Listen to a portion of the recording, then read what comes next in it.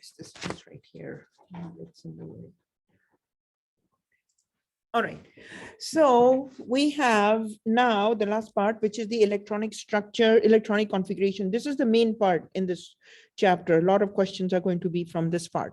So when we talk about electronic configuration, you guys must have done this before. So this is just going to be, in a way, review of what you must have done in your previous classes. So let's discuss, first of all, the basics. How does the electronic configuration came into play? Or in other words, when Schrodinger came up with his wave equation, and then when we figured it out, like, okay, every energy level has a certain number of electrons, and each of these electrons are placed in the orbitals. So where are these orbitals, or what does that order look like? So just as you try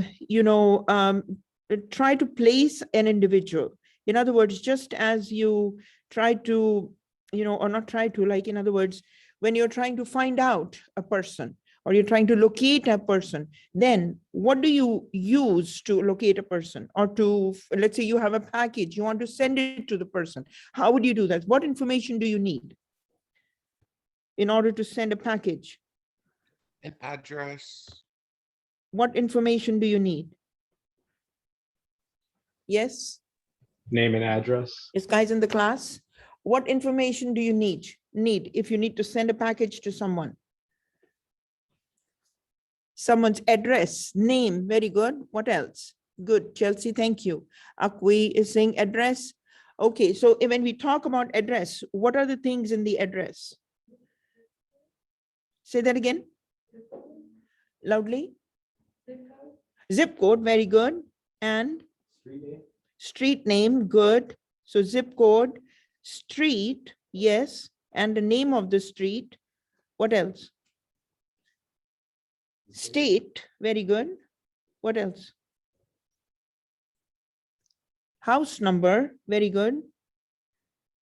House number. And let's say the person you're sending the package to lives with a group of people, like they live like in a dormitory or in an apartment complex. Then not really, the PO box is a little bit more, not very exact, but what else? So basically you need the house number, and if he's living with his apartment number, house number, and the room number, if they are like living in a room, right? So which is their room? So that's their room number. Okay. So this is the basic things for when we're trying to locate a person, we use this information. Same type of thing is going to be used when you're trying to locate an electron in the atom, in this. So we have to like to give it the similar order.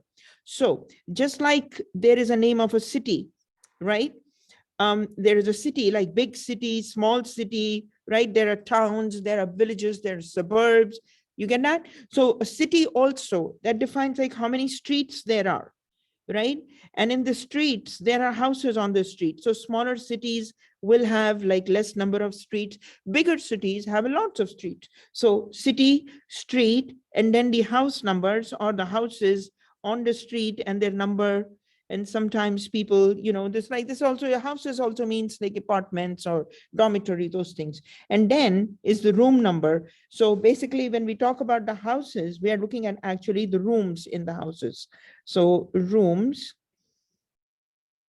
in the house. And then how many people can live in that house? So the number of people. So if it's an apartment complex, you know it that only 2 people can live technically in a 1-bedroom apartment by law, right? If 10 people are living there, it's a problem. But if 2 people are there, then it's fine. Similarly, 2-bedroom apartments will have 4 people living in. 6-bedroom apartment can have maximum of 6 people living in. So that's the rule, we follow in our life. So same thing for the atoms also. So same thing, you're going to look at that shell. The shell denotes shell is the main energy level. So this is the shell number, and this is also called the main, the big energy level. So that big energy level, the region in space around the nucleus, where the probability of finding the electrons is more. That is that big shell number. So that's like a city. Now, every shell has a subshell. Now, subshell represents the street, right? So the bigger the streets, the more the bigger the cities, the more the streets are. Then the bigger the streets, or the more the streets are, the more the houses. So these are the orbitals. The houses or the rooms represent the orbitals, where the probability of finding. So think about it. At night time, if you're trying to locate your friend, obviously everybody sleeps in their home at night, unless somebody's like, like I said, even the homeless people have a little home of their own on the street. So that's a place where the probability of finding a human being is the most. So that room is a place, especially the bedroom, especially that place, 100% guaranteed somebody is going to be there. So number of people that can go is the number of electrons that can go in that orbital. Okay, so now we are going to look at number one. If the street is, if it's a first one city, small city, right? It will have, and here I'm going to write down one thing. Just give me 1 minute here. So this is the name and number of subshells. How many, basically, how many can come? Okay, or let's do the names after. First two. Number of subshells, how many? Number of subshells, and what are their names? Same thing, number of orbitals, how many houses are there, and what is the name of the orbital? And then comes the total number of electrons, number of electrons. Okay, so we see here that if the subshell is, so if it's a street shell is shell number 1, then the subshell is also, name is 1. And what is the name? The name is 1s. Okay, now the name of orbitals and the name of subshells are the same. So once subshell, the first subshell will contain only one orbital, and the name is 1s. So you see the subshell and the orbital name is the same. And the total, this is the maximum number of electrons that can come here is 2. Only 2 electrons can come. Okay, 2 electrons.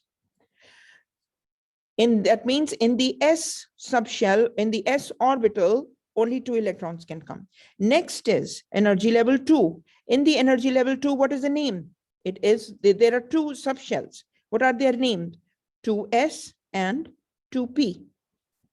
Okay, and what are the orbitals? The orbitals, there are, how many orbitals are there? 2 orbitals. What are their names? 2s and 2p. How many electrons can go in 2s? Only 2 electrons. How many electrons can go in 2p? 6 electrons. Okay, now comes the third shell. Now third shell will have 3 subshells. And what are their names? 3s, 3p, and 3d.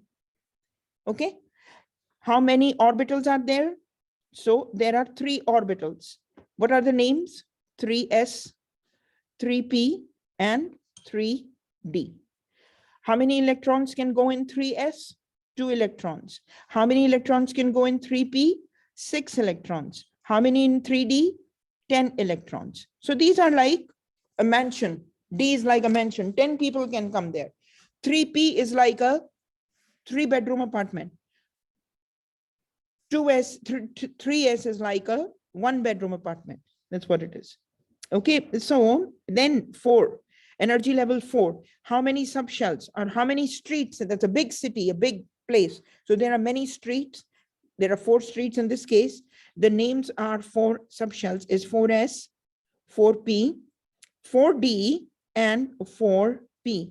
And the names and how many orbitals are there? 4 orbitals. The names are 4s, 4p, 4d, and 4f. Okay, how many electrons in 4s? 2 electrons in 4s. 4p, 6 electrons.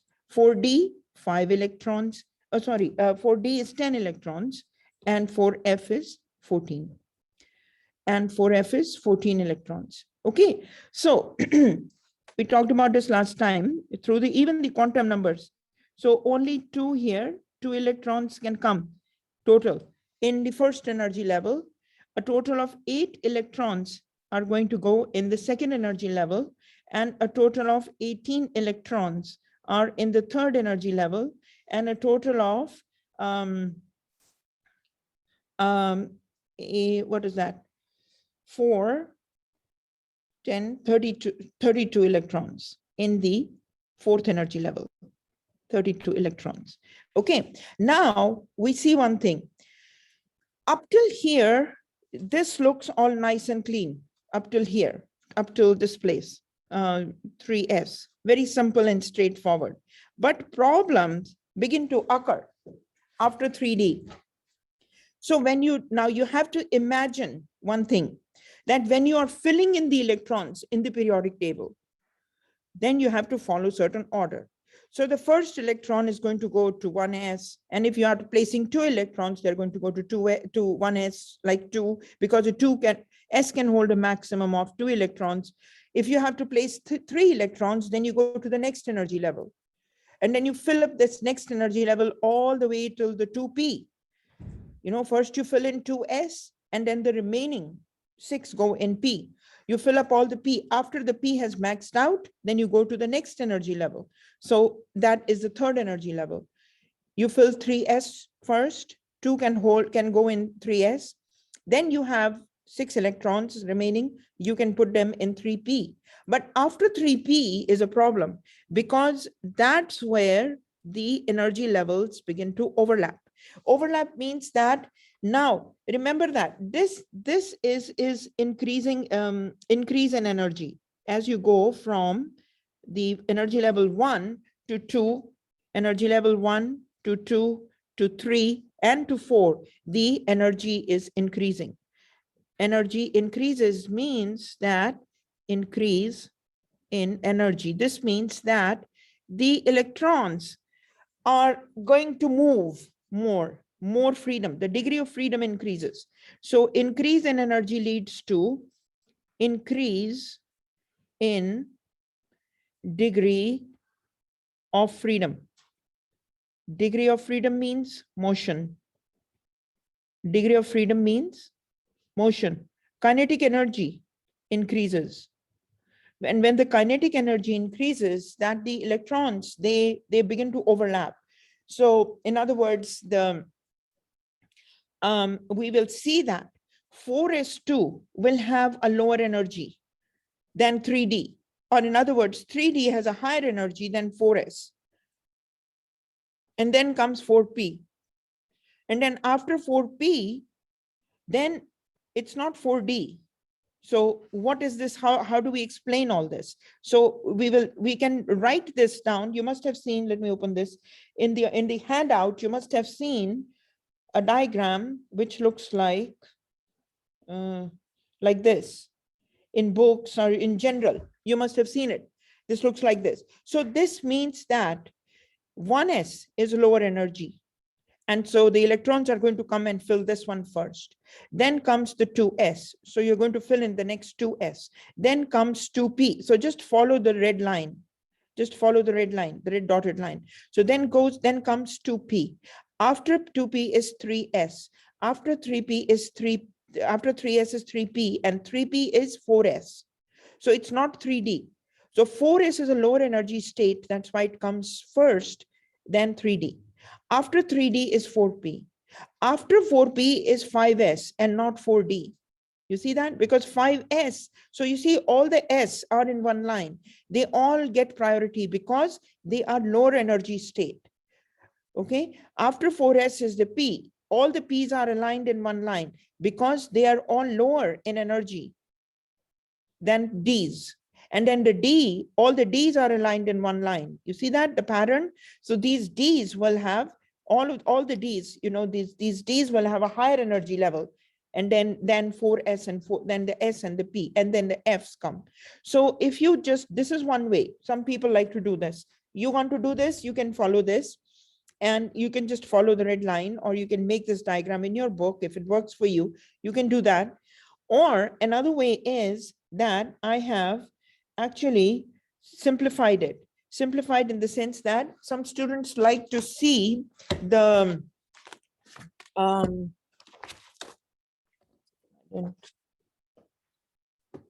let me get my lab. Okay. Let's do this now. Some people like to see that whole thing in a linear format. So you're welcome to draw this in your, in your handouts. Okay. So when you fill the electrons, that means the first electron is going to go to 1 at first energy level. When you fill the atoms in the periodic table. So what I mean to say, okay, this is a common term that's called filling. Let's do this first. Filling. When we talk about filling, what does that mean? Okay, think about it. You have this periodic table. So 1, 2, 3, 4, 5, 6, 7. 7. So let's do this thing. 1, 2, 3, 4, 5, 6, and 7. And 1.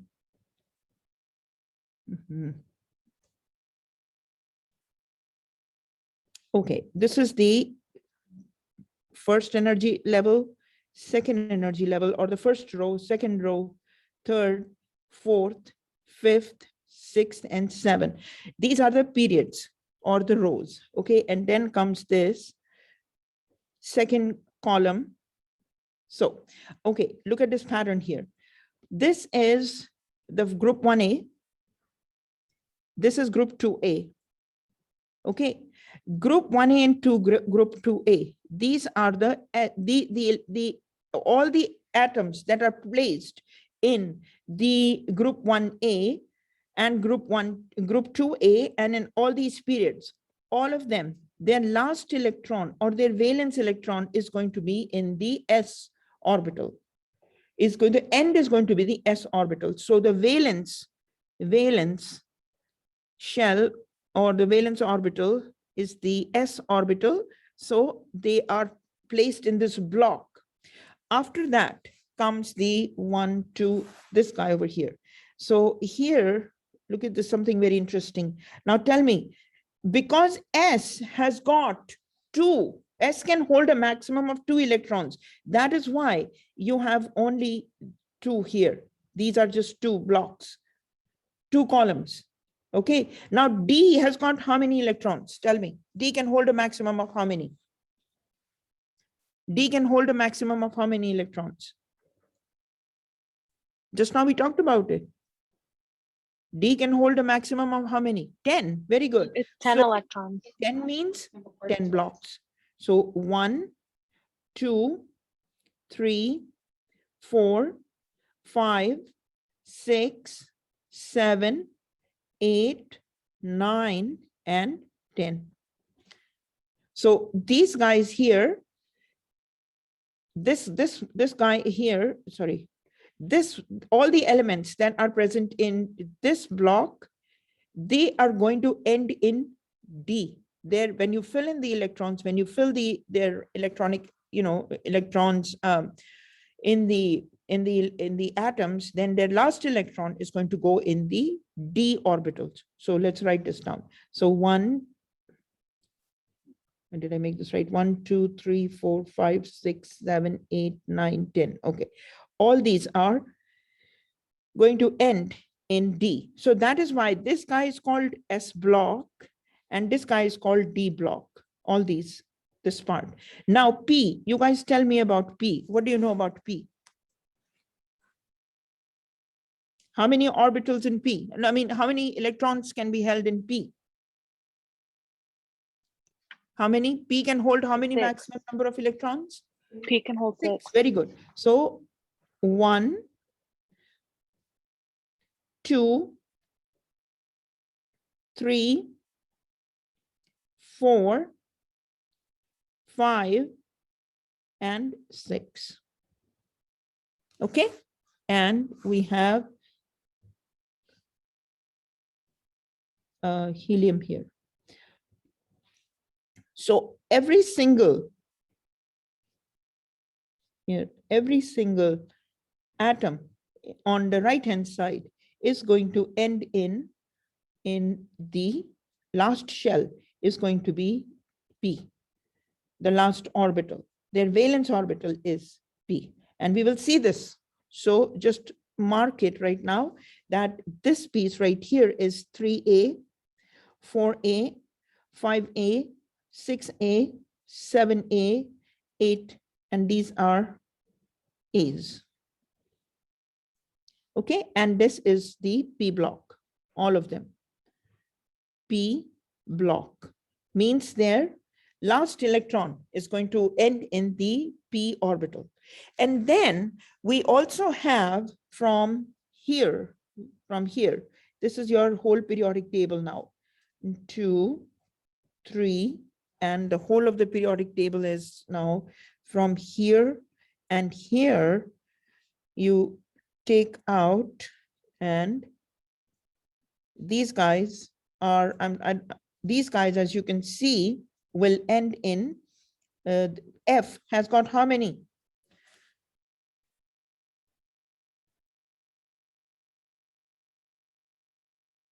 Yes, F can hold how many electrons? 14, very good. So 1, 2, 3, 4, 5, 6, 7, 8, 9, 10, 11, 12, 13, and 14. Okay, so this last piece is these are called the, what do you call them? The lanthanides and the actinides. So this is the F block. So we have to put, because if you merge all these blocks, then this is going to spread out. Okay, it spreads out like huge. So that is why we take out moreover, these F block elements are very rare. So like it's in a way we don't give much importance to them, but this is the electrons in the last shell are going to end in the F orbital. Okay, but our main focus is group 1A, 2A, and the D blocks. So just keep one thing in mind now when we set up this.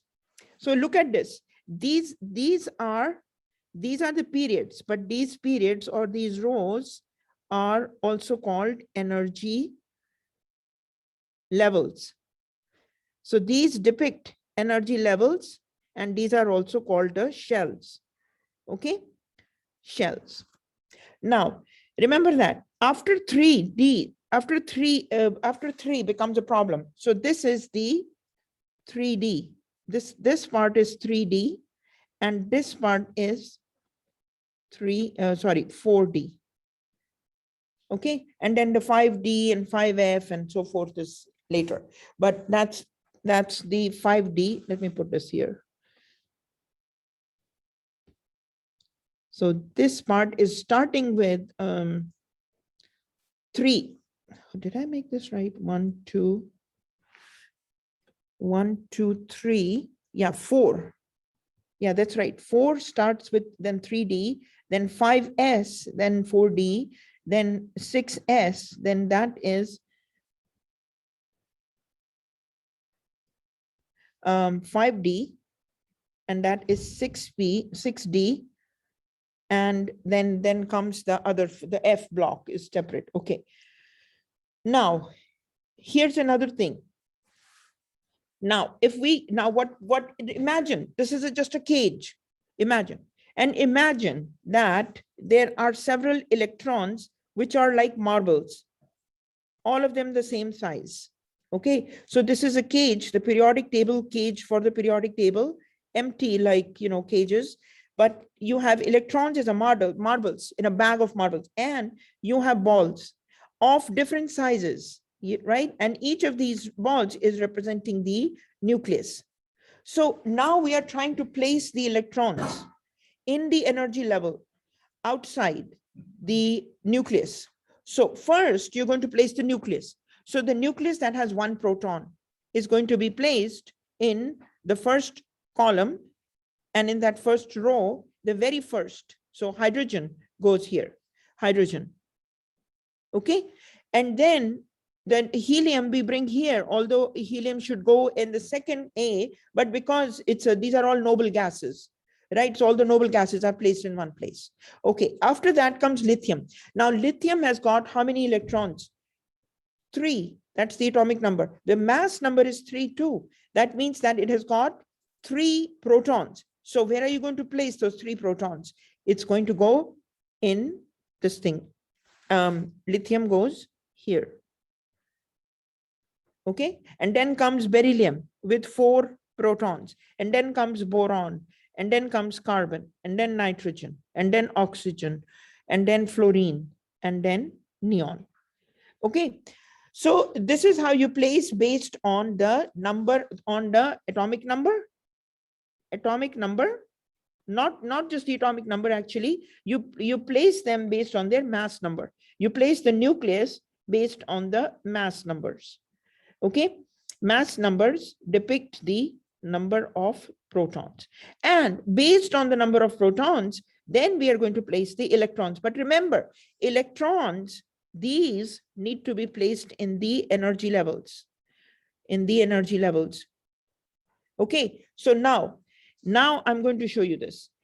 The same piece, the energy level we discussed here, the same piece right here.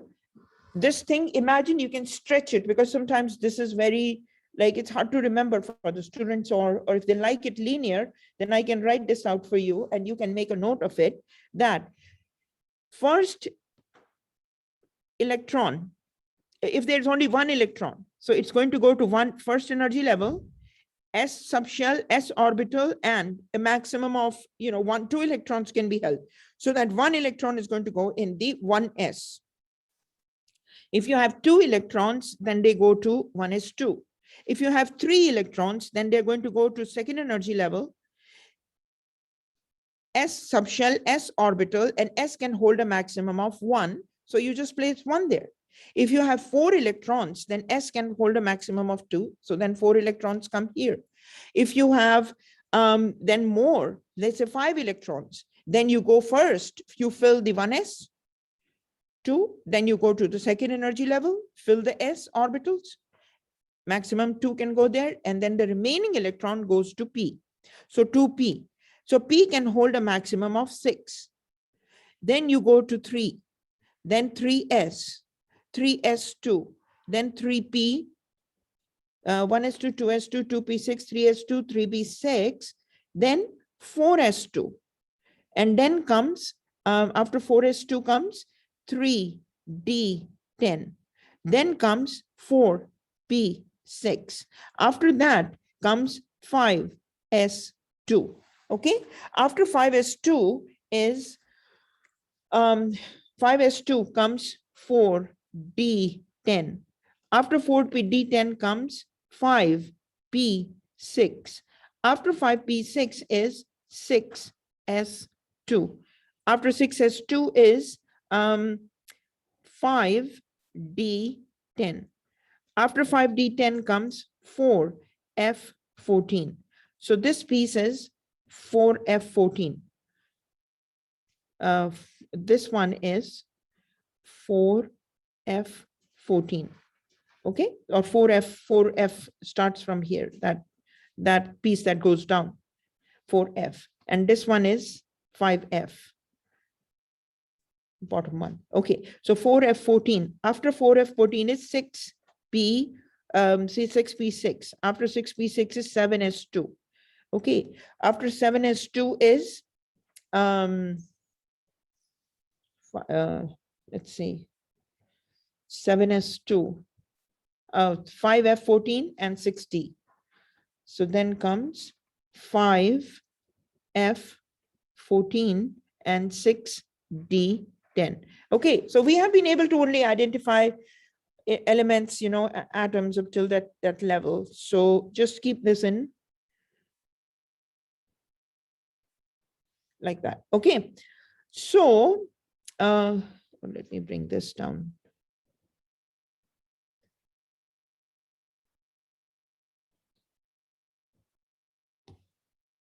P.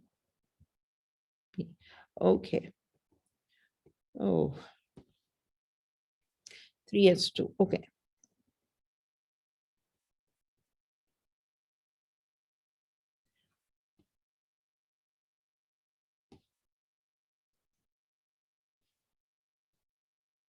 Okay, now you see this is a more linear one. Now let's start filling in the energy levels. Now look at this. Group 1A, group. So we will start with group 1A and then go from there to 2A, 3, and so forth. Okay, group 1A to group 2A. And how does it move to group 3A? Group 3A examples. Okay, now we are looking at these groups, and we are also going to look at the these elements that are in first period, second period, third period. So periods also. So here is the period 1, period 2, and period 3, and so up to like this will go. Okay, all right, so let's start from hydrogen. Hydrogen has 1 electron, and that first electron is going to go in the first energy level, 1s, and it's first 1s, 1 energy level, first subshell, 1s orbital, and place it like that. How do you put it? How do you show this? As you can also show it, so it has got one electron, 1 valence electron. So for the valence, I'm going to just put it here. The valence electron is equal to V E minus. Okay, 1 valence electron. Okay, and it is present in S block. Okay, and it is in group, please. Group, and I'm going to just put it here, group 1. Group 1. How do you know it is in group 1? This number right here, this number matches with this number, and this is 1 valence electron is matching with that. And S is this, it is ending in S orbital. So this is an S block. Okay, now let's look at more. You will see the patterns. Helium. Helium has 2 electrons. Okay, so where are they going? So first, they're going to go to first energy level, first subshell, first orbital, and then, so it is 1s and 2 electrons can be held here. So there are 2 valence electrons, and they are ending in, so ideally it should be S block, but it is a noble gas. So we placed it with the noble gases. So you can leave it, so it's just a noble gas, different. Then comes lithium. Lithium, 3 electrons. 3 electrons. First it's 1s, 2 electrons go here, and then go to the next energy level, go to the S orbital, and then the remaining electrons are placed in the S. So a total of 3. So we see here, very interesting. This guy is still the valence electron is always the highest shell number. So that's where the students get confused. So highest shell number, highest shell number is the valence shell, and that's where the electrons are. So what do we see here? We see that there is 1 valence electron, and it is an S block element. It's ending in S block, and because there's only 1 electron in the S block, so it is present in group 1. Okay, group 1A is present in group 1A. Next, look at now lithium. Then comes beryllium. Beryllium has 4 valence electrons. So now I'm going to just fill in 2s2. Okay, so there are 2 valence electrons, 2 valence electrons, 2 valence electrons. This is an S block, and this is present in group 2A. Why is it present in group 2A? Look at this number here. Sorry, look at this number. This is 2. So this is 2. This guy was 1. Let's just put it in a different color. This was 1. This was 1. So then it's 1. Okay, this is 1. So that's why this is 1. Okay. Now, an S block, you guys understand, because it's ending in S. It's ending in S. This guy ending in S. This is also ending in S. So it's an S block. Okay. These are the 1 valence electron. These are the 2 valence electrons. Okay. Next, let's look at, after that, beryllium comes boron. Boron, we have 5 valence electrons.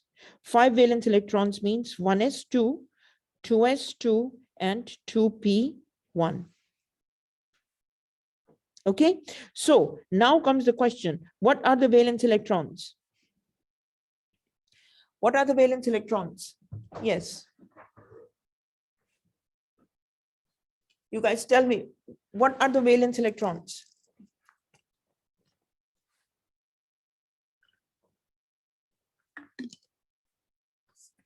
Yes. Remember, valence electrons are in the highest shell number. So which is the highest shell number here? 2s2, 2p1. Which is the highest shell number? Name the highest shell number. Highest. Yes, in the class. Guys, highest shell number.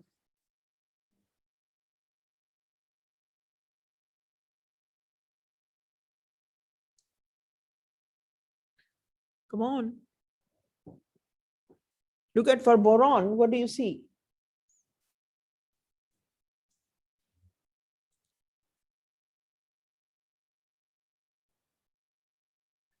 Two P, very good. Kenji, what about the rest of the class? So when we say highest shell number, okay, keep this in mind that this is the shell. These are the shell numbers. Shells, remember the energy levels. So 2 or 1, the highest shell number is 2. So it's the highest is the shell, the 2 is more than 1, right? So the valence electrons are this one and this one. Okay, so these 2 electrons here and 1 electron here, okay, together make up a total of 3 valence electrons. Okay, valence electrons are always, remember, the highest shell number. And the one that I'm writing in front, this number is the shell number. This is a shell number. These are the shell numbers. Okay, so the shell number is the highest is 2. So, and in 2 we see that there are 2 valence electrons. So that means now 3 valence electrons is fine, but what block is it ending in? What's the ending? P block, right? So it's ending in P block. It's ending on the P side. Okay, P block. What group is boron in? Remember, the group number relates to the valence electrons.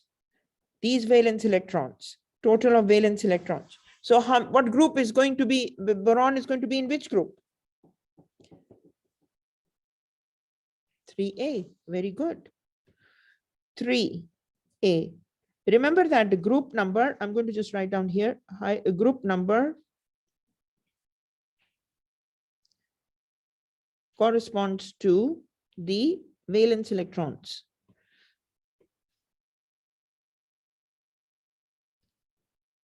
The number of valence electrons. Okay, so group 3A, because there are 3 valence electrons.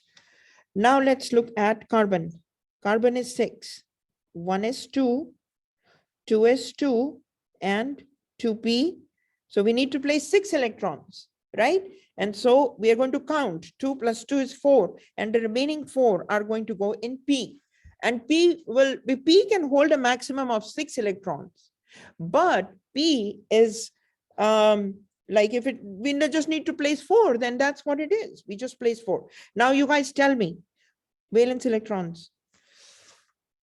Okay, you guys tell me. Okay, you guys have to tell me how many valence electrons, what block it goes to, and what is the group number. You guys get me that? And I need to get my bottle filled with water. I'm feeling thirsty. You have this work to do.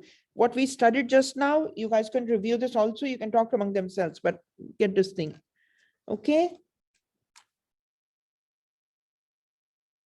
And I'm going to just get my water bottle filled up. All right, guys, stop recording.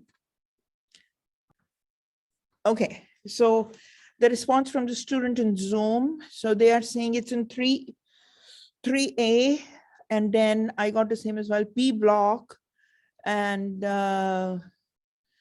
then, okay, wait, Akwi, I'll ask your question. Okay, 4 valence electrons, P block, group 4A. Okay, what about the other people in the class here? And what about the rest of the students in the class? Shouldn't it be 1s2, 2s2, and then 2p2? Very good. Very good. Well done. Very good. It should be, yeah, it should be, yeah. So that's one thing. Very good. Good point here. Good catch. Because this total has to add, look at this.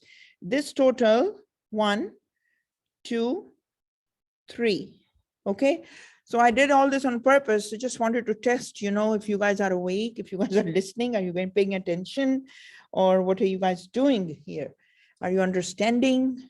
Are you just going to blindly answer or what? So yeah, but that's good.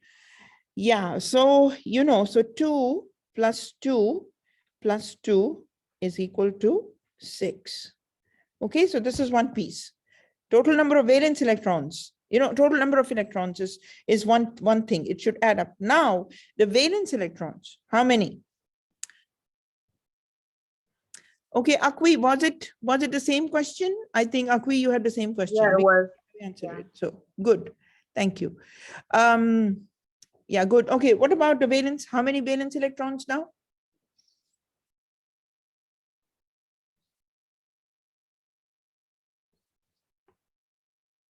Four.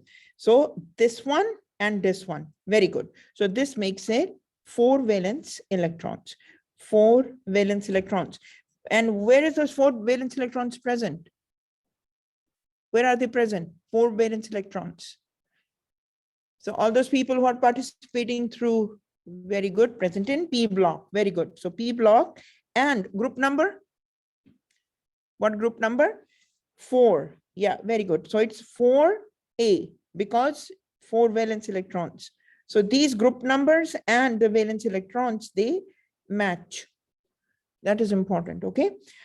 Now, one question, sometimes students ask me, where do we stop? You know, this is another way of finding it. You look in the periodic table, you identify the position of the, now let's look at the third one. No, let's, after that, 6, after that, look at nitrogen, which is nitrogen, 7 valence electrons. Okay, now look at some of those questions that the students ask me is, where do we stop? Like, how do we know? I mean, I know they understand this piece right here. They understand that. So let's just look at the placement in the periodic table also. It matches. Okay, look at nitrogen. Now tell me, what is the group number? Which group is nitrogen present in? How many electrons nitrogen has and which block? So look at nitrogen and tell me the group number of nitrogen, the block where nitrogen is present, and the valence electrons of nitrogen.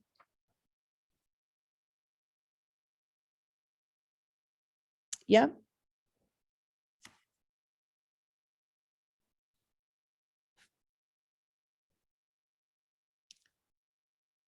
5A, okay, P block and valence electrons are 5 valence electrons. Very good. So this is the basic thing, the placement in the periodic table, right? So this is the placement in periodic table. Now, here's an important piece.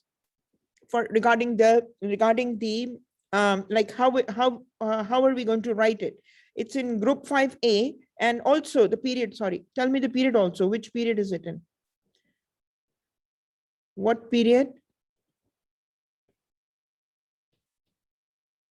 Period. Second period. Okay, so this completely explains the placement. So the end of electronic configuration, like where is it going to end in the electronic configuration, is going to be in the 2p. And now look at the block. In the block, there's one thing else we forgot to mention here in the block. Look at what column number is that? Column number in the block, in P block. How many, at what column is it in P block? No, 5A is fine, but what is that column? You see that we talked about these, that this is column 1, this is column 2, this is column 3, this is 4, this is 5, and this is 6, because P can hold a maximum of 6 electrons. That is why, you know, there are 6 columns. So which column is that in? S can hold a maximum of 2 electrons. 2 electrons. So that is why there are 2 columns. Let me put this here. So 6 electrons means 6 columns in P block.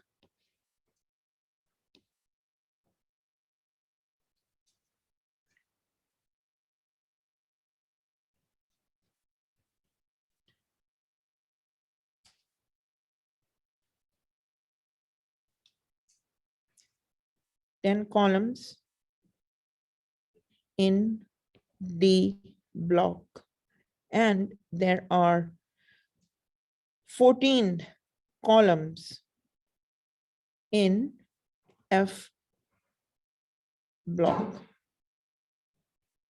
All right, now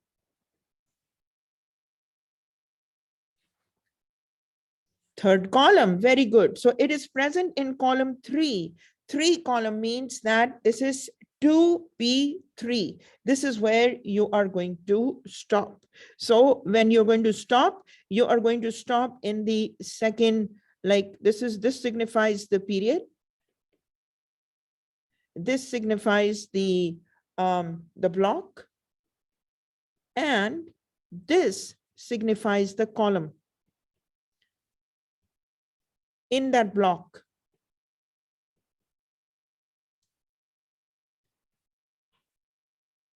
Okay. So now let's look at it. Does this make sense? So we have nitrogen, 7 electrons, 1s2, 2s2, 2p6, so 2p, what is that? 2p7, no, 3. 2p3. All right. So 2 plus 2 plus 3 is 7. So that's 7 electrons are placed. 2p3, you see that? 2p3 right here. We already looked at it. So this is just looking at the placement in the periodic table. You can look at the valence electron, where it is and what's the, like, where should those be placed. Now comes the second question. How many valence electrons? Valence electrons? Yes, guys? Valence electrons? How many?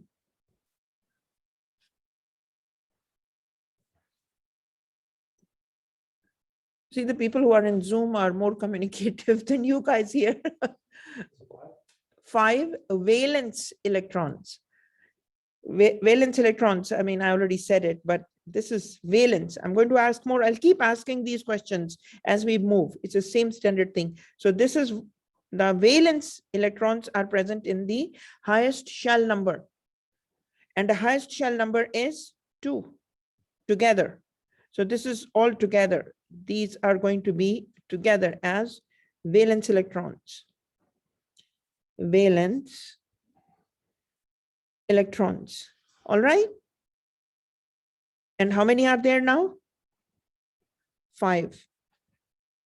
valence electrons. And this is present in P block. We already looked at that. And then the group number is depending upon the valence electrons. So the group number is 5A. Okay.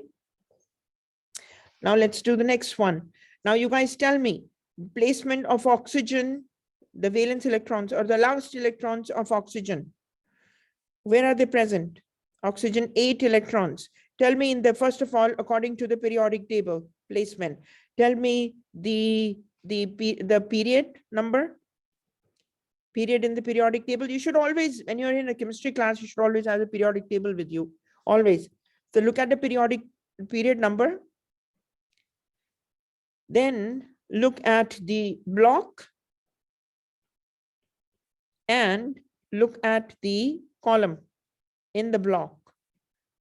Column in the block where, you know, oxygen is present.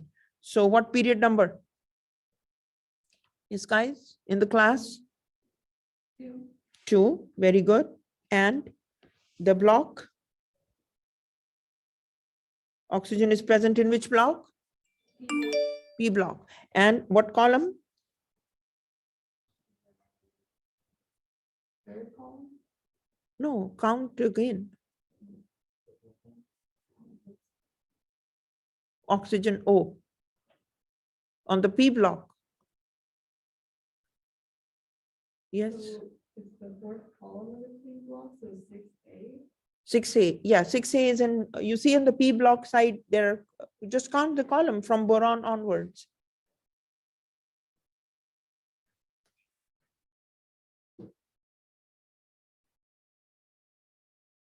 Fourth column, right? Got it, Abby? Yeah, that's Yeah. what I said that. Oh, okay. I didn't hear it. Okay, sorry. Okay. So P block and fourth column. Okay, so that means the oxygen is going to the electronic configuration of oxygen will end at 2p4. Okay, so that's just you know, one way. Now let's do the electronic configuration. 1s2, 2s2 and 2p4.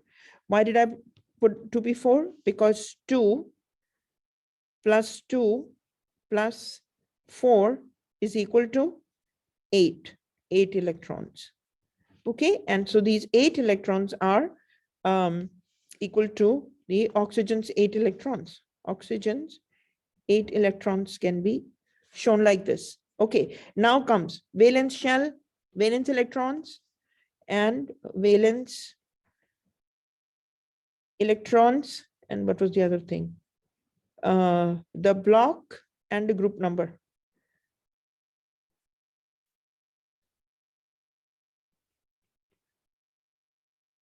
How many valence electrons are there? Yes. Chelsea, very good. What about you guys in the class? Valence electrons. Yes. Remember, valence electrons are always going to be total number that is present in the last shell. So although the last shell, technically to our eyes, it seems like it's 2p4. But remember, 2p4 is just a small part of that big shell. The second shell, it's the second shell. S and P are just a small part of that big shell. Big city, S and P are the streets and the houses in that city. So second shell represents the city. So valence electrons are total. How many? Come on. Come on, guys. How many?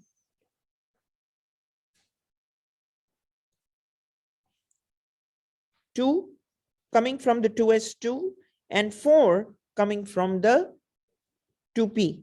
So this becomes 2 plus 4 equals 6 valence electrons.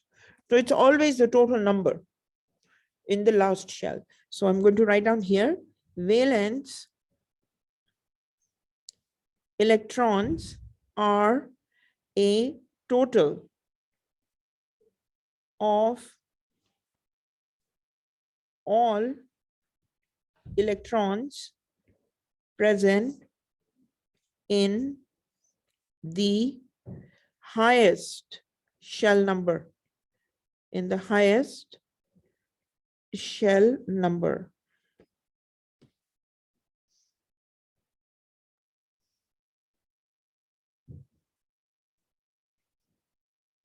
Okay, it doesn't matter what it contains, S, P, or D, it doesn't matter. Total you have to add. Okay, so this is in P block and it is containing the group number is what?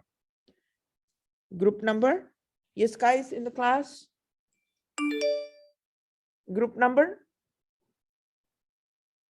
Yes? 6A, very good. Okay, group 6A. Okay. 9. Now let's look at fluorine. Fluorine is 9. Fluorine is 9. So I'm going to just do it here now. Let's just continue on. 1s2, 2s2, 2p6, no, 2p, 2p5. Okay, so this has the total number of valence electrons. How many? Yes, how many? 7. Very good. 5 plus 2 plus 5. So electrons that are present in 2s2 plus 2p5, these together make up 7 valence electrons. Okay, and this is ending in, so this is ending, the electronic configuration is ending in P block, is ending in P.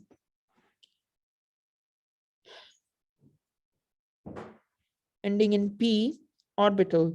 So therefore, this is in P block. P block. Okay. And a total of how many? This is in, so therefore, and this is in group 7A. So always valence electrons and the group number match. So group 7A. Okay. Now comes the fluorine and then comes neon. Neon is 10. Okay, so 10 is 1s2, 2s2, 2p6. So 6 plus 2, 6. So this is 2 and this is 6. 2 plus 6. P maxed out. Okay, maximum. So this is 10. This is 8 electrons. Okay, so that relates to the noble gas configuration, octet rule, noble gas configuration, where we are going to discuss the octet rule. Means every atom wants to have 8 electrons in the last shell, which means that S should have 2 and P should have 6. Okay, and so here this is the valence electrons are these 8 valence electrons. So that is present in 8 valence electrons, and this is in group 8, group 8A. Okay, group 8A, and this is in P block.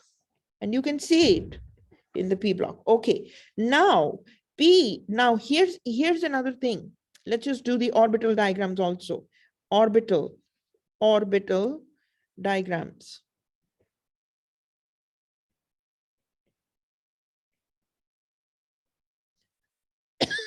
And before we move further. So here's the thing, for carbon, or for carbon was 6. So we had 1s2, 2s2, and 2p2. So how do you draw this?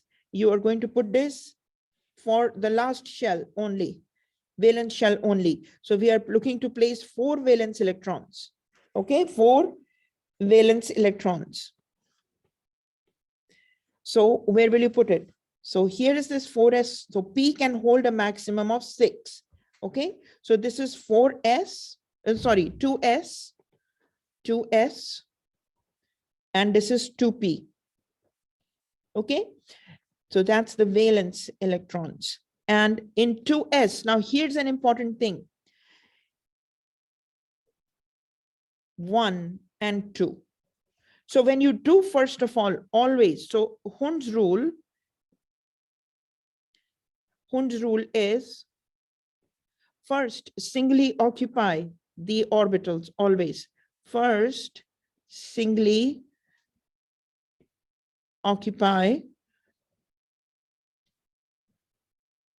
each orbital. Then pair. Okay, and Pauli's exclusion principle was Pauli's exclusion principle. So he talked about that no two orbitals will have the same quantum number. So he said no two orbitals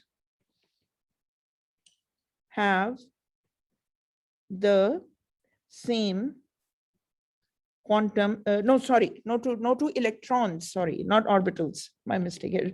No two electrons have the same quantum numbers. Okay, so when they don't have the same quantum numbers, then what's only going to be the difference? The difference is in the spin. If everything else is the same, which means that they belong to the same shell, same subshell, same orbital, then how are they going to be different? The difference is in spin. So remember we talked about one is clockwise and the other is anti-clockwise. So this is the reason why, you are placing them like this. So first you place them clockwise like this, and then you pair them. When you're pairing them, they are going to be with the opposite spin. Pairing is going to be in the opposite spin. Okay. And the whole thing, writing this thing, this whole piece I made, this is the Aufbau's rule. Aufbau rule. Aufbau, it's a strange name, but Aufbau, B-A-U rule. So he said that they are based on their energy increase in the energies. So 4s2. And it makes sense. It makes all this make sense. All this is making sense because the structure of atom, as we talked about, is not the 2D, is not linear structure, or it's not like a flat structure. So here is the nucleus and the rest is the energy orbitals. These orbitals are, the energy levels are overlapping like this, like this. This is the real structure of atom. So like, so all these overlaps cause this. This is because the atoms have a different, the number of atoms, of course, the atoms have different number of protons, different number of, based on the number of protons, they will have the electrons. And then these electrons will have a certain number of energies, and these energies have values, right? So we see that the further away they go from the nucleus, they become very like active, they can move, they can leave the atom. Okay, so anyway, so this is the 3D model of 3D model. All right, now let's look at, keep for orbital diagrams. All right, now let's look at another example in which nitrogen. So nitrogen, 7 valence electrons, 7 electrons, 1s2, 2s2, 2p3. So how will you place them? You're going to place them. So we are going to only place these. So there are 5 valence electrons. How will you place them? 2s2 are here and the p's are here. So here is the 2s and this is the 2p. And now we will put the 2s, you place them first, pair them, because it has to be specific to the orbital.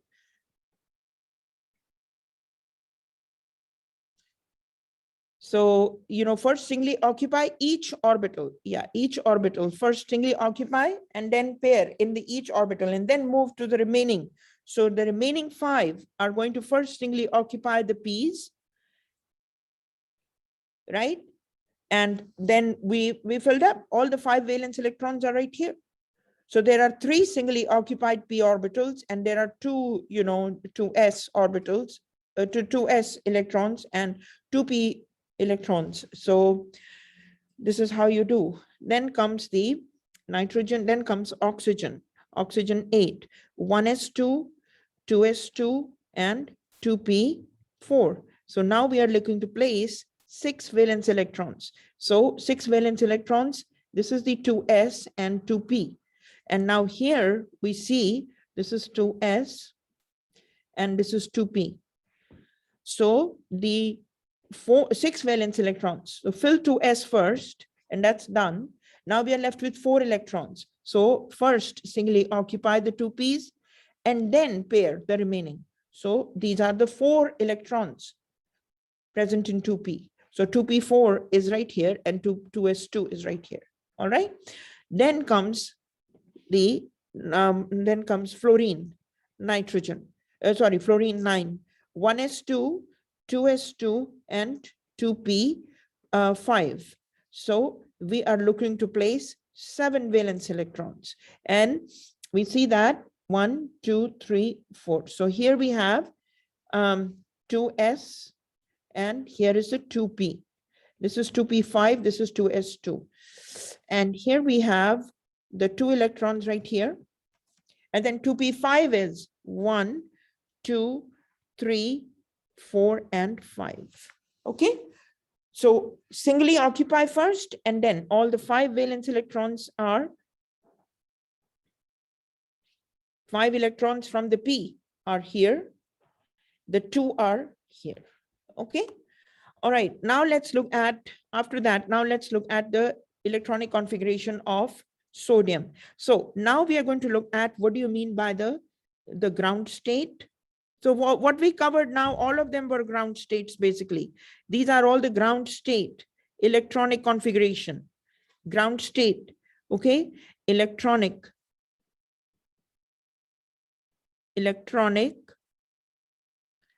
configurations.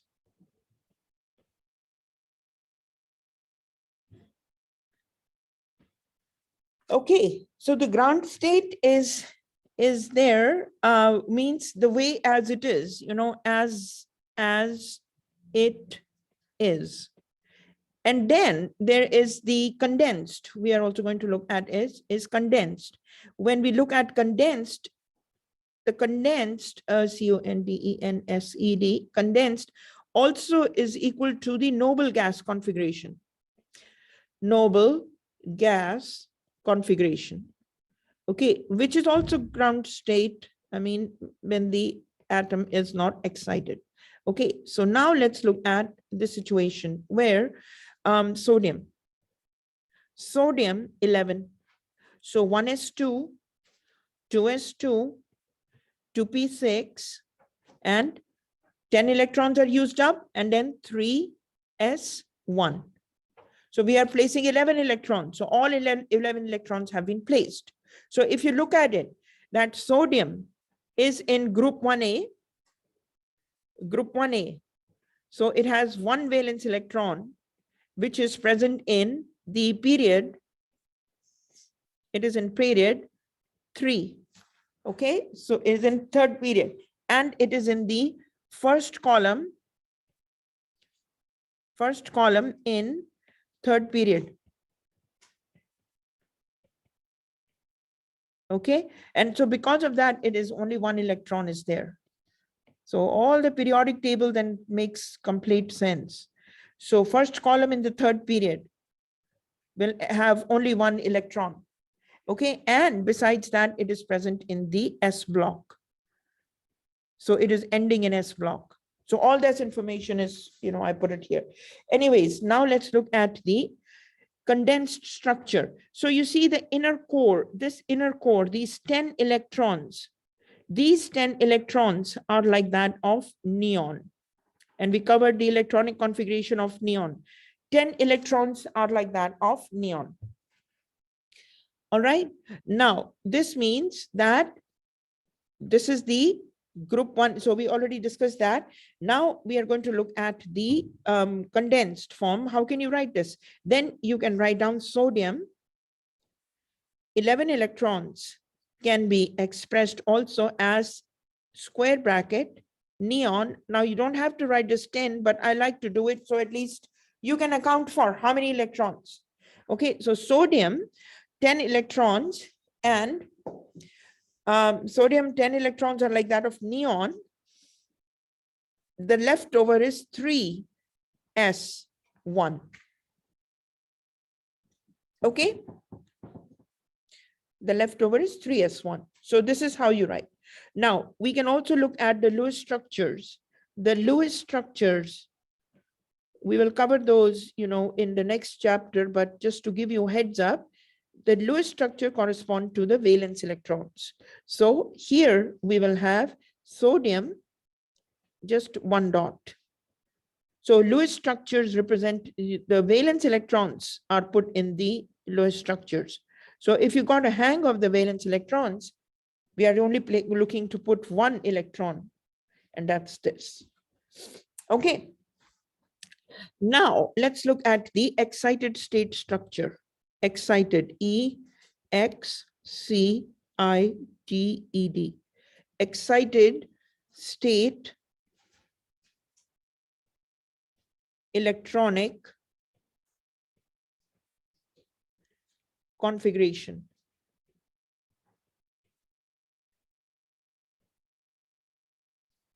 Okay, what excited means that when the, you guys have seen when the atoms, when they absorb energy, heat, then the electrons, they begin to jump, they get excited, they can leave the energy levels, they can jump from a higher to a lower, lower to a higher, and they can leave the energy levels.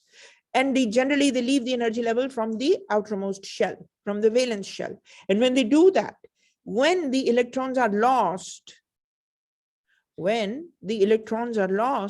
the atom acquires a positive charge.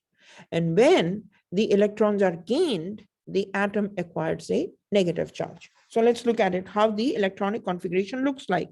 So here we have sodium, 11 electrons, and we have the inner core looking like neon, the 10, so leave it like that. And then this is 3s1, the remaining. Okay. Now, when this gets excited, means that this 1 electron from 3s is the one that is lost, that leaves sodium, because sodium wants to look like the nearest noble gas, neon. So that is why when this electron, when this electron is lost, then what happens? Then it looks like an empty shell. That's all it is. So let's just put it here. Then it's the 3s is nothing, 0. There's nothing, it's blank. So this is blank. So then that one, then what happens? Then the inner core begins to look like neon.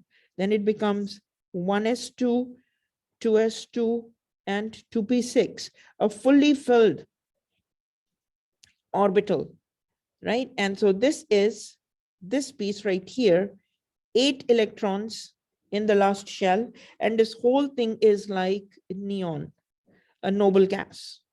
So it acquires the electronic configuration of noble gas, but it acquires a positive charge.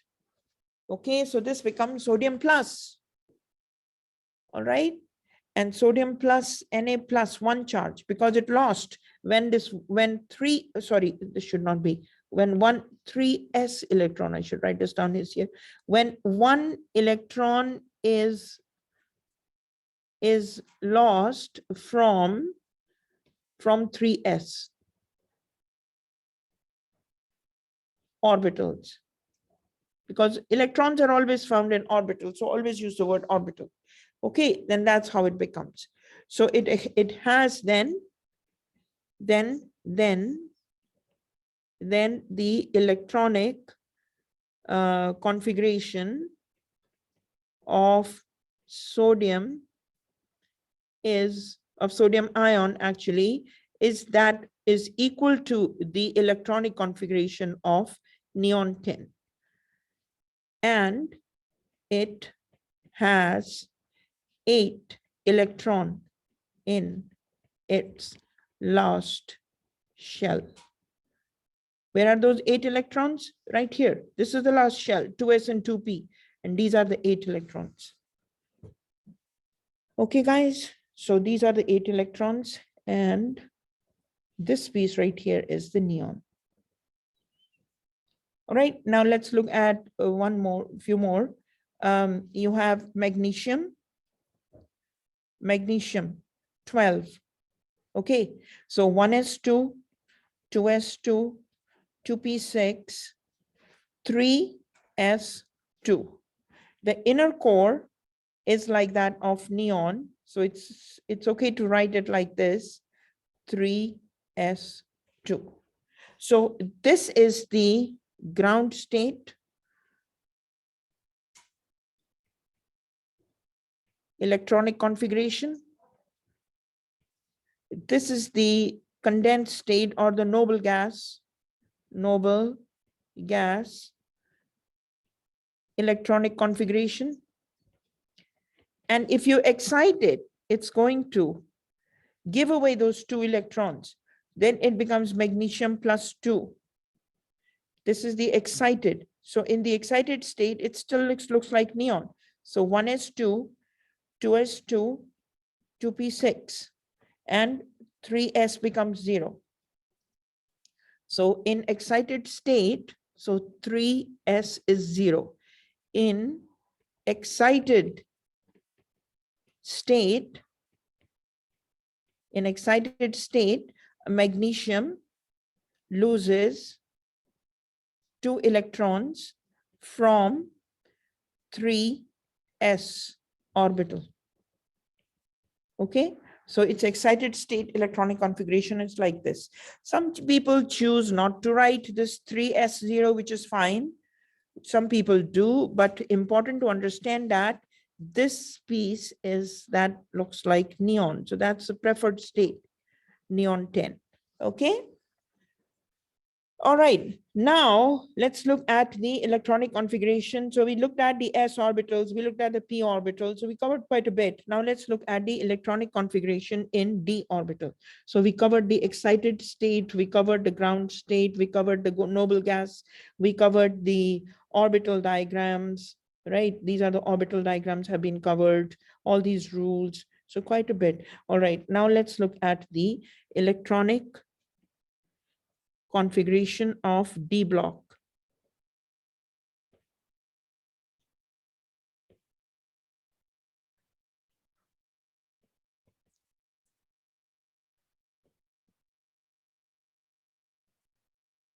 Okay, now let's look at here, copper. Okay, here in the D block, keep this in mind, there's one rule. Full-filled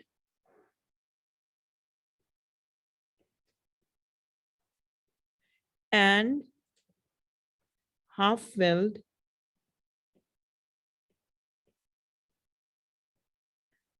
orbitals are more stable. Full-filled and half-filled orbitals are more stable. This is very important. This is also, I think it's a Hund's rule also. Hund's rule. Okay, so now let's look at which one that?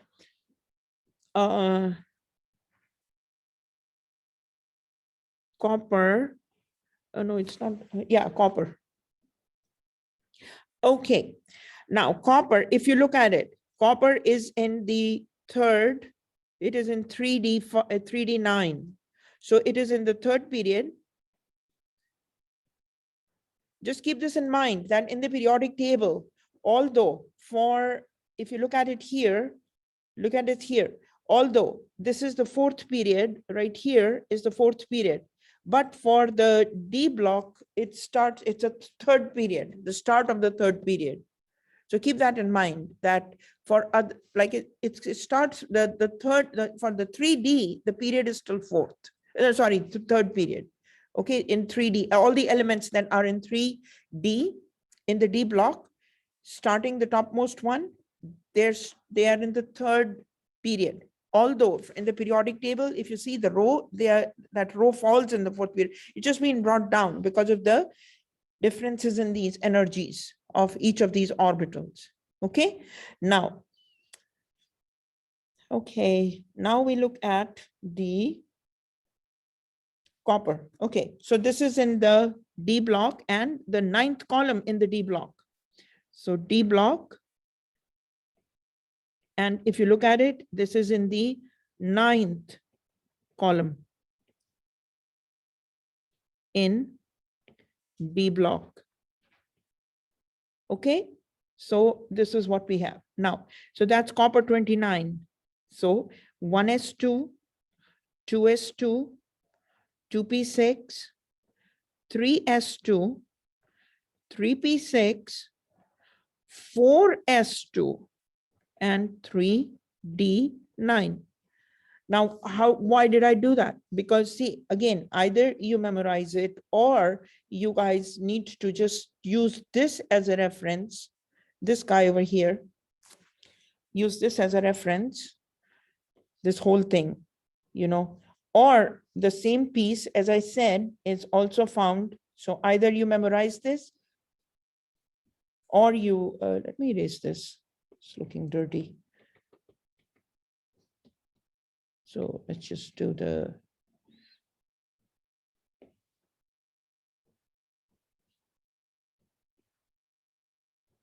you have an idea. This is the 3D model of atom. Okay, so, okay.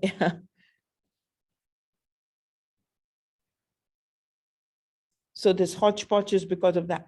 Okay, so either you memorize it this way or you can use this periodic table as a reference. So we know that we're talking about 3d9 and 3d9 is here. Here is 3d9. Okay, the ninth column. So you can fill in the 1s, then you fill in 2s and 2p, then you fill in 3s, 3p, and then you have fill 4s and then come to 3d and go all the way till d9. You can do that way. So whichever works for you, you know, or you have, in any case, you have this handout and you have the same thing. What we did on the board is this is stated here in the handout. The same thing is also stated here. So whichever style works for you, it's like more than one type of, you know, things I have shown you.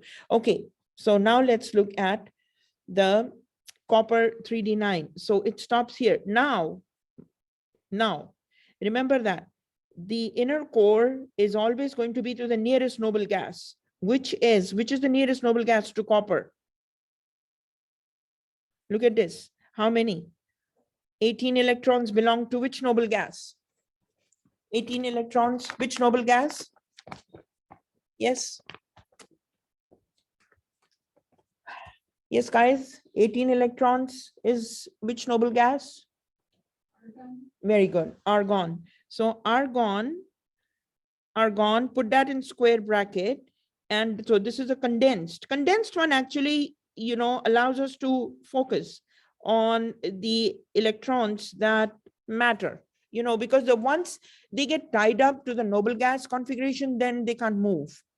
That's how they are. Okay, so now we have the, so now tell me, this is the condensed or the noble gas configuration. Now tell me which ones are the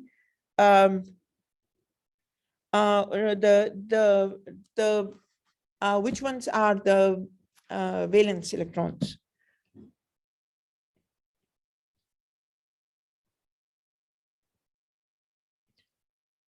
Yeah, which ones? Valence electrons are which ones?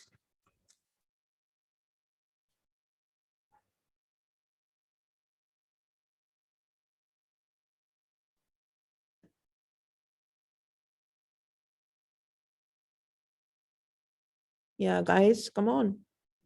Remember, valence electrons is always the highest shell number. Should I write this very big?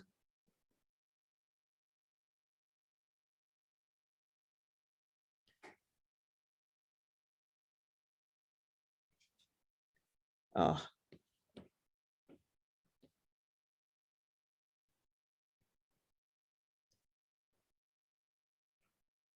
Are always present in highest energy level or shell number.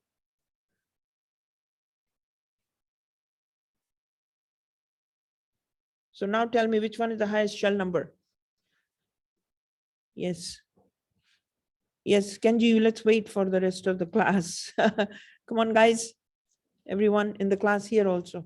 Which is the highest shell number? You see on the board. Which one?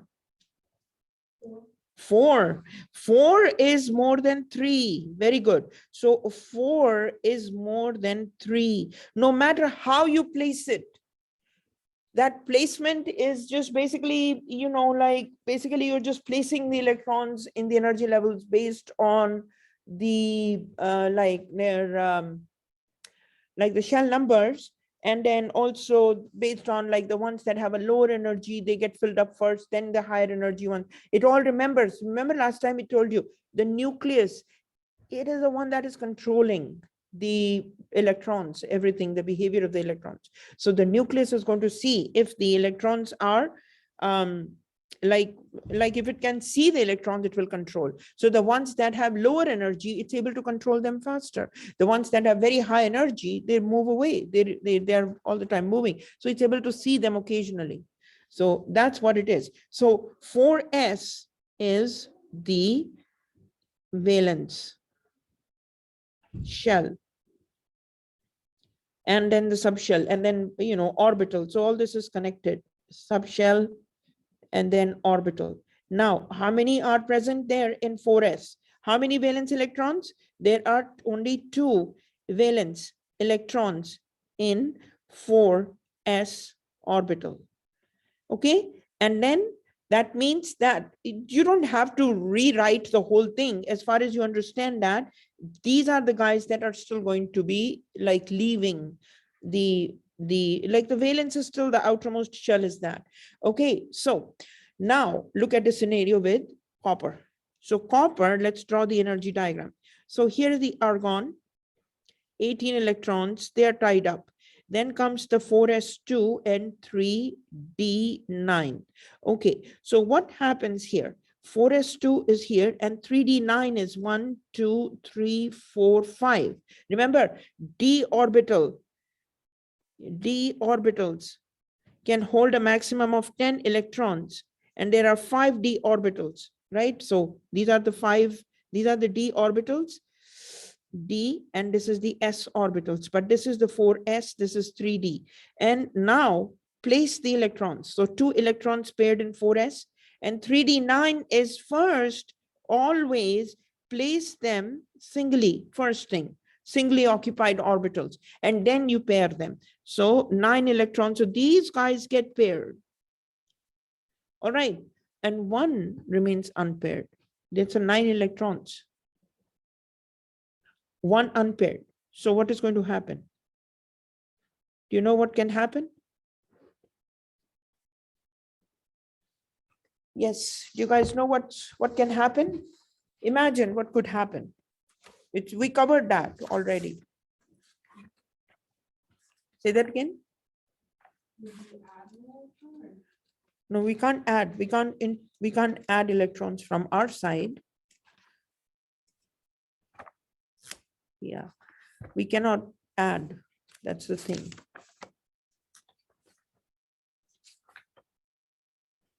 Yeah. Yes, guys, come on.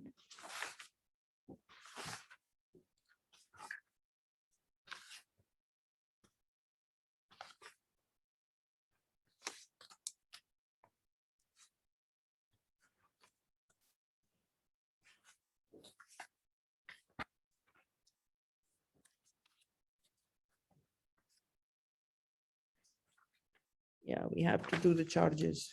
Okay, so what happens is that one of the electrons, remember the half-filled and full-filled orbitals are more stable. Okay, so this is a very unstable situation right now. Very unstable situation. So in this, it can pair with other atoms and molecules of the electron. So these are all good, sharing electrons, all this is good. But what is going to happen is internal jumping occurs to follow that. So internal jumping, outside electrons, not right now, but internal jumping, and you're going to study this hybridization, in the next chapters. Very interesting, hybridization. Very interesting. But here's this internal jumping. One of the electron jumps this electrons from S and comes here. Okay. And when that happens, some rearrangement occurs. And what is that? So here is this copper and argon 18. Okay. And here is this 4s2. And then this is 3d9. But after rearrangement,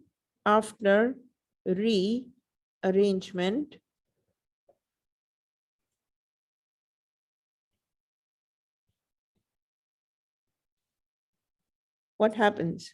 4s and 3d and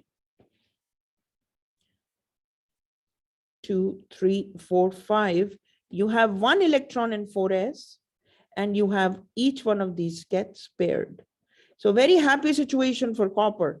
Half filled is the 4s, which is also stable, and 3d also gets. So 4s1 and 3d10. Okay, you get that? And the remaining is just, so this is just the valence.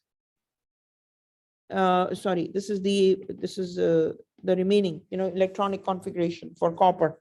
So how do I show this? Copper, and this is argon 18. And the remaining is the last shell, looks like this. Okay, but keep this in mind that copper can exist as copper +1 and copper +2. So in copper +1 state, what is that state? So the copper +1 state is this, where you have argon in inner core, and here is this argon inner core, and then you have here 4s, one electron is gone, right? And in that case, generally this electron goes from here, 4s1, and then 3d10. So the electron is lost from 4s orbital. Okay, that one electron is then, this one electron can be lost. But sometimes there is no time. It's all temperature dependent, pressure, situation. Sometimes there is no time left. So quickly, those two electrons that were present in 4s are lost. And then poor 3d is left with the 9 electrons. And, so here one electron is lost, here 2 electrons are lost from 4s orbital. So the electrons are never going to be lost from 3d as far as 4s is there. Okay, if the 4s is there and has the electrons, so first the electrons are always going to be lost from the, let me write this down here. Here, electrons will always be lost from 4s first, whether it has one electron or it has 2 electrons, it doesn't matter. So if it has 2 electrons, that means the internal jumping, because this internal jumping, remember, this is also dependent upon the energy and the reaction conditions, basically, like at what temperature this is happening. So change the temperature and the electrons can, jump back and forth. All right, so we have these periodic, properties that were left, but this is a very important part. I think you should do it. You guys should do it. I'm just going to do one more here of, like sulfide, like, or oxide, sulfide, for the anions. What does this electronic configuration look like? So sulfide is equal to sulfur, which has 6 valence electrons. No, sorry, 6 electrons. Sorry, wait a minute. Sulfur, which has 16 total electrons, and it acquires 2 more electrons from outside. Okay, so that is why it acquires the 2 minus charges because of that. Okay. So these are just some examples here. One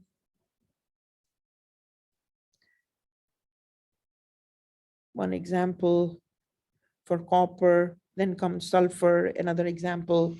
And let me just clean this up a little bit. Then comes magnesium, one example. Then comes sodium, one example. Then these are the others. Fully we were doing orbital diagrams, one example.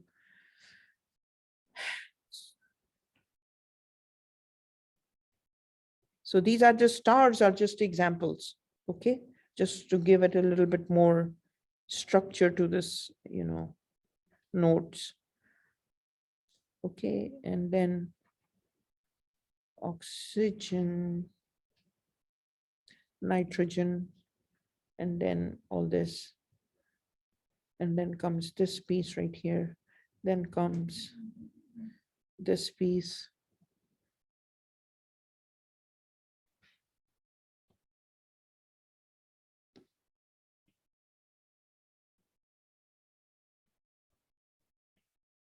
Okay, so it just basically all these stars will tell you, like, like how we are starting, like with the next example, like that.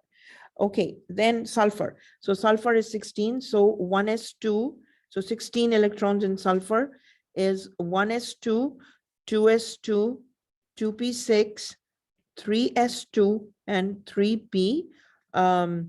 What for? Sulfur. 6, this is 10, and then 3p4. Okay, now sulfide means that 16 electrons plus 2 more electrons, that is 18 electrons. And how do they look like? That is 1s2, 2s2, 2p6, 3s2, and 3p6. Okay, so if you look at the sulfur, like the inner core is that of neon. So sulfur 16 is neon 10, and we have 3s2 and 3p4. Okay, and so we see here 3s2 is 1, 2, 3. So p's will have 3 orbitals, s has only 1. And these are the electrons. So 3s2 filled up. And then look at the p4. 1, 2, 3, and 4. So there are 2 unpaired electrons. 2 unpaired electrons. And these 2 unpaired electrons, when they are paired, then that's how you get sulfur with the 2 negative charges. So that's 18 electrons a total. So here the inner core is still neon, which is not affected. And then you have 3s2 and 3p6, which looks like this.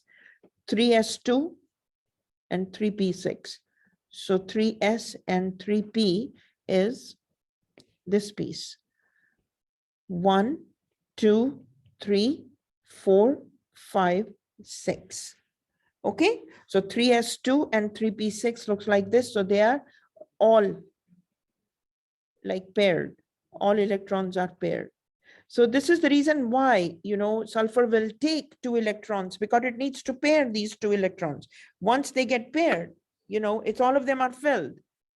and its inner core begins to look like, like neon was already there. Now it has 8 more electrons. So that is like a noble gas. So these are total 8 electrons. And so if you look at it, 18 electrons, sulfur, when it acquires those 2 electrons, it gets a negative charge, but it begins to look like argon.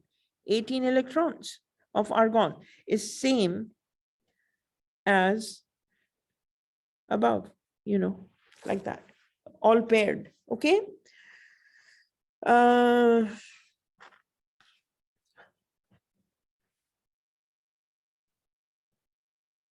So same is the case if someone is giving you the electronic configuration of, let us do one more example and then we will just wrap up. One more example is, let us say iron plus 2. Iron is 26. So iron 26 is 1s2, 2s2, 2p6, 3s2, 3p, 3p, 4s2, 3p6, 4s2, and 3d6. So iron is in the 3rd period, D block, 6th column. Okay, that's where you stop. And then you can check also 2 plus 2, 4 plus 6, 10, plus 2, 10, plus 2, 12, plus 6, 18. Okay, so the inner core is that of argon, 18 electrons. So it's always the inner core is going to be of the nearest noble gas. Okay, argon. And then you have 4s2 and 3d6. So 4s2 looks like this. Now pay attention here. And this is the last piece I'm doing. After that, we'll close. So 4s2, 3d6. So 1, 2, 3, 4, 5. So these are the 3ds. This is the 3d, and this is 4s. Okay, and now we have 4s2 looks like this, opposite spin, and 3d6 is what? 1, 2, 3, 4, 5, and one more 6. Okay, now pay attention to this thing. Iron can form plus 2 charges, and iron can form plus 3 charges. Okay, so when iron is forming plus 2 charges, what does it look like? So yeah, the inner core is argon in both the cases. So don't worry about the inner core. Just focus on the outer atoms, outer electrons, sorry. So let's look at what's happening with 4s2 and 3d. 1, 2, 3, 4, 5. And here 4s2 and 3d. 1, 2, 3, 4, 5. Okay. Okay.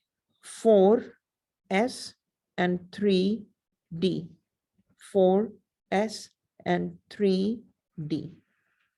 Okay, now let's put the electrons in. When 2 electrons are lost, where do you think the 2 electrons will be lost first? In iron plus 2. Which one? It's always, remember, the electrons, this is the big thing I wrote here. Valence electrons, the highest shell number. Always the electrons are always lost from here first. Electrons are always lost from the valence.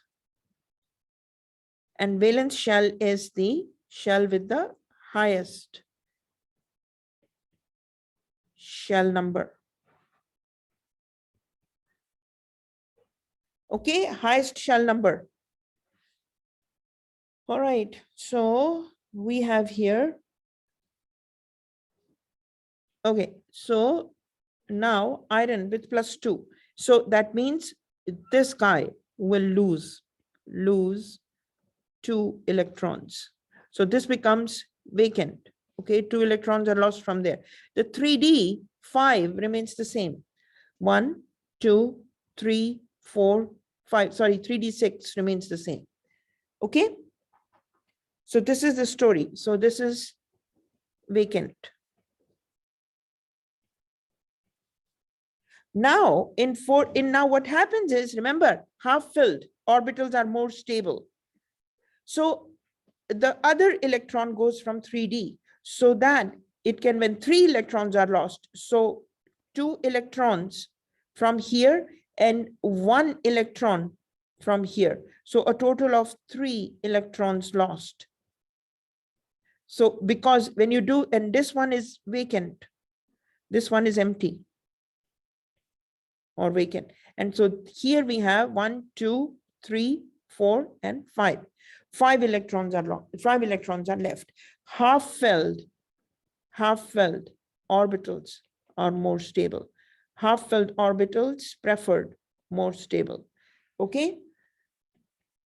So this is preferred. Okay, guys. So, you know, we covered a lot, seriously, a lot of the things, important things were covered. So you have to practice doing these. And, you know, because this is the main thing in this course. And if you guys have any question, please don't hesitate to ask me. I'm always there to help you. Okay, guys? So don't worry about anything. All right. All right, let's stop the meeting. And thank you for attending. Bye, guys. Bye.